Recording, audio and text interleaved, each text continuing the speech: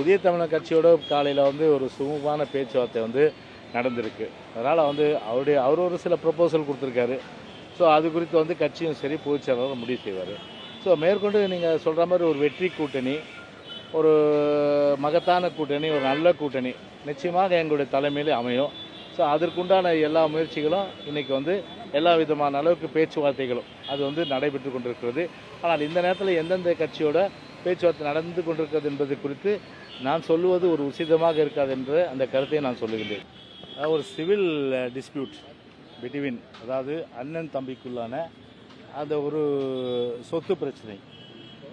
அது அண்ணன் தம்பிக்குள்ளான அந்த சொத்து பிரச்சனை ஆலந்தூர் நீதிமன்றத்தில் அது குறித்தான அந்த வழக்கு அங்கே இருக்கின்ற ஒரு நிலையில், அதாவது பெண்டிங் இருக்கின்ற ஒரு சூழ்நிலையில் ஒரு பொய் வழக்கில், அதாவது கள்ள ஓட்டு போட்ட ஒரு சமூக விரோதி பல பாகங்கள், அதாவது வாக்குச்சாவடிகளிலே சென்று, வாக்குச்சாவடிக்கு உள்ளே சென்றும் வெளியே காவல்துறை மிரட்டி கல்லெறிந்து வீசி பொதுமக்களை வாக்களிக்க விடாமல் செய்து, அந்த ஒரு அடிப்படையில் ஒரு அனைத்து இந்திய அண்ணா திராவிட முன்னேற்ற கழக சகோதரர்கள் ஜனநாயக ரீதியாக வாக்களிக்க வேண்டும் பொதுமக்கள் என்ற வகையிலே அவனை கையங்களமாக பிடித்து, அந்த நேரத்தில் நான் சென்று அவர்களை எல்லோருமே சேர்ந்து காவல்துறையிலே ஒப்படைத்தோம்.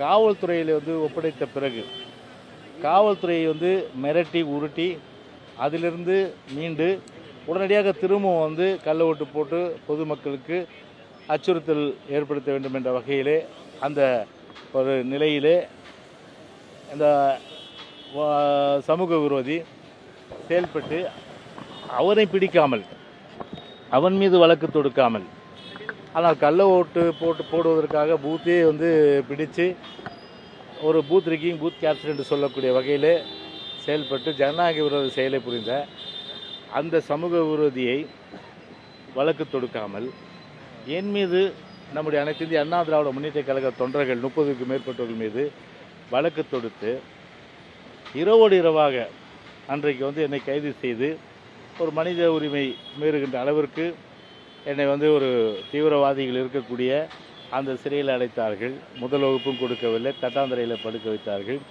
அது பிறகு புழலில் இருக்கின்ற மத்திய சிறைச்சாலைக்கு என்னை மாற்றினார்கள். நான் வெளியே வரக்கூடாது, ஏன்னா கவுண்டிங் வேறு இருக்குது. சென்னை மாநகராட்சிக்கு உண்டான அந்த தேர்தல் கவுண்டிங் இருக்குது. நான் வெளியே வந்தால் இவர்கள் கவுண்டிங்கில் செய்கிற அந்த தில்லுமுள்ளு கூட சென்னையிலே ஒரு பிரச்சனை அவர்களுக்கு ஏற்படும் என்ற வகையில் உடனடியாக என்னை உள்ளே வைக்க வேண்டும் என்று, தொடர்ந்து சிறையில் வைக்க வேண்டும் என்பதற்காகவே ஒரு பொய் வழக்கு, அதாவது அண்ணன் தம்பிக்குள்ளே இருக்கின்ற ஒரு சொத்து பிரச்சனை ஆலந்தூர் நீதிமன்றத்திலே அது பெண்டிங் இருக்கின்ற சூழ்நிலையில் அந்த வழக்கில் என்னை கோத்துட்டு அதன் அடிப்படையில் அது ஒரு 10 நாள் என்னை மத்திய சிறைச்சாலையில் வைத்தார்கள்.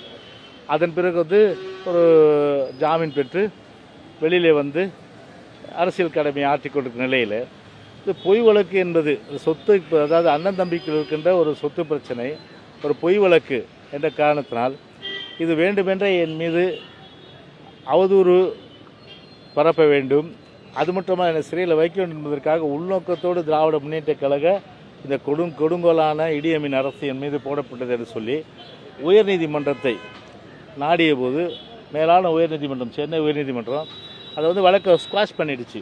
அதாவது போட்டது ஒரு சட்டத்தை கையில் எடுத்துக்கொண்டு சட்டத்தை மீறி ஒரு செயல் இந்த அரசு புரிந்திருக்கு என்று சொல்லி கடுமையான அளவுக்கு கண்டனத்தை தெரிவித்து குவாஷ் பண்ணிட்டாங்க. அதை குவாஷ் பண்ணிட்ட பிறகு இதற்கு காரணம் ஒரு தனிப்பட்ட நபர், அதாவது மகேஷ் என்கின்ற நபர். அந்த நபர் இதற்கு அரசு அரசுக்கு அவர் துணையாக இருந்து என் மீது பொய் வழக்கு காரணமாக போடுவதற்கு காரணமாக அந்த நிலையில் அவர் மீது ஒரு டிஃபமேஷன், ஒரு அவதூறு வழக்கு, 1 கோடி ரூபாய், இதுதான் முக்கியம், 1 கோடி ரூபாய் நீங்கள் கொடுக்கணும் எங்களுக்கு, நீங்கள் திட்டமிட்டு உள்நோக்கத்தோடு இந்த மாதிரி ஒரு பொய் வழக்கு போட்டு நான் 10 நாள் சிறையில் இருக்கிற அளவுக்கு ஒரு காரணமாயிருச்சு, இது இந்த அவதூறுக்கு நீங்கள் தான் பொறுப்பு என்ற அடிப்படையில் ஒரு டிஃபமேஷன் கேஸ் ஃபைல் பண்ணி அது உயர்நீதிமன்றத்தில் இன்றைக்கி ஒரு மாஸ்டர் கோர்ட்டில் எவிடன்ஸ் ரெக்கார்ட், அதாவது இன்றைக்கி நேரிலே ஆஜராகி இந்த வழக்கு நீங்கள் தான் போட்டிங்களா? ஆமாம், நாங்கள் தான் போட்டோம், இது மாதிரி என்ன காரணம் அதெல்லாம் சொல்லியாச்சு, இதெல்லாம் சொல்லிட்ட பிறகு ரெக்கார்ட் பண்ணிட்டாங்க, எவிடன்ஸ் ரெக்கார்ட் பண்ணிட்டாங்க. மறுபடியும் வந்து 14ஆம் தேதி தானே, 14ஆம் தேதி வந்து இந்த வழக்கு வந்து வியாழக்கிழமை வந்து ஒத்தி வச்சிருக்காங்க. ஸோ எங்கள் சார்பில் வந்து மூத்த வழக்கறிஞர் சீனியர் கவுன்சில் திரு அரவிந்த் சுப்ரமணியம் அவரை சார்ந்த குழுவினர் வந்து இதுக்கு அப்பியர் ஆயிருக்காங்க. செய்திகளை உடனுக்குடனும் துல்லியமாகவும் தெரிந்து கொள்ள சப்ஸ்கிரைப் பண்ணுங்க.